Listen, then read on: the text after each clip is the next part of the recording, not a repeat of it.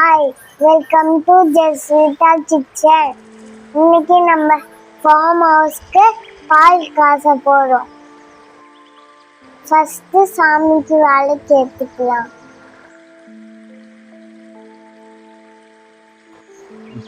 இதுதாங்க நம்ம mini house. நம்ம கோலெல்லாம் போட்டு கிளீனா வச்சிருக்கோங்க. இதான் நம்ம மினி ஹவுஸ் கிச்சன். இப்ப பால் காய்ச்ச அடுப்பு பற்ற வச்சுக்கலாங்க. அதெல்லாம் பாத்திரம் வச்சு பால் ஊற்றிக்கலாங்க. பால் காயிற வரையும் வெயிட் பண்ணலாம். இதுதாங்க நம்மளோட மாட்டு வண்டி.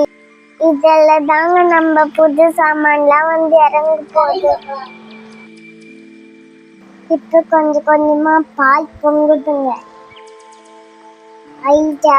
பால் நல்லா பொங்கிடுச்சு. இப்ப எடுத்து சாமி கிட்ட வச்சுக்கலாம். இப்ப பால் காய்ச்சி ஆயிடுச்சு.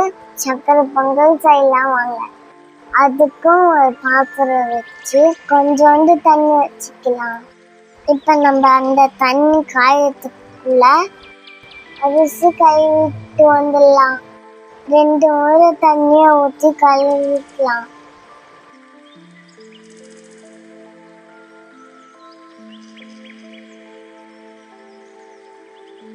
இப்ப கழுவுன தண்ணியை வேஸ்ட் பண்ணாம நம்ம மாடுங்களுக்கு வச்சுக்கலாங்க. இப்ப தண்ணி நல்லா காஞ்சிடுச்சு. கழுவி வச்ச அரிசி அதில் போட்டுக்கலாம்.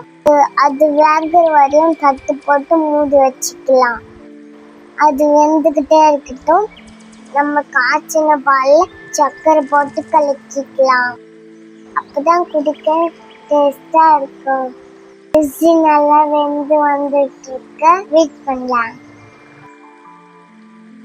பாருங்க எவ்வளோ சூப்பரா வந்திருக்கு.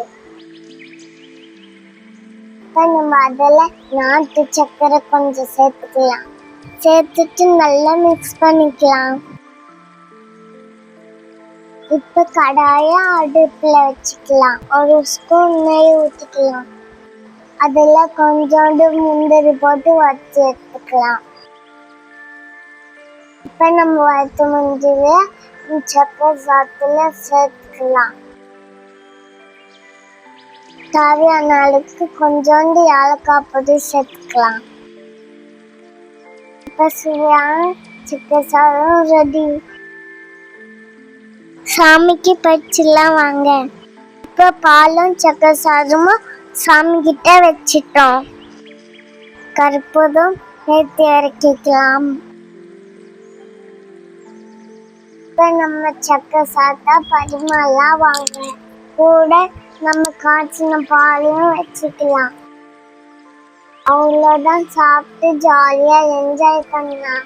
இந்த வீடியோ உங்களுக்கு பிடிச்சிக்கும்னு நினைக்கிறேன். லைக் பண்ணுங்க, ஷேர் பண்ணுங்க, சப்ஸ்கிரைப் பண்ணுங்க. தேங்க்யூ.